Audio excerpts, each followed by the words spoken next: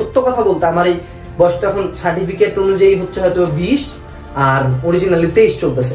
তো এই 23 বছরের লাইফে আমি এমন এমন প্রবলেম ফেস করছি যেটা হয়তো বা আমার বয়সী কোনো মানুষ জীবনও ফেস করবে না, বাট আমাকে ফেস করতে হচ্ছে। তো এইটার জন্য একটা পর্যায়ে আসলে আমরা গিভ আপ করতে বাধ্য হই। এমন অনেক দিন গেছে 2 থেকে 3 দিন আমি কোম্পানির কোনো কাজ করিনি, আমি 1 থেকে 2 মাস ভিডিও বানাই না, আমি কিছু বইটাও ধরিনি, সারাদিন শুয়েছিলাম রুমের মধ্যে, সারাদিন হয়তো একটা একের পর এক সিগারেট খাই গেছি।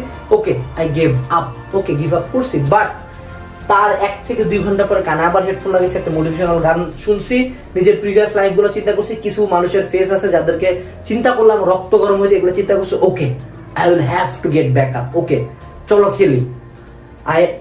এই যে গেট ব্যাক আপের মেন্টালিটিটা লাগবে। তুমি গিভ আপ করবা, তোমার মনে হবে আমার দিয়ে হবে না, তুমি ব্রেক নিবা, 3-4 দিন পড়বা না, ওকে 4th দিনের দিন দেখে আবার ট্রাই করবো, আচ্ছা হচ্ছে না এই চ্যাপ্টার 100 বার দেখবো,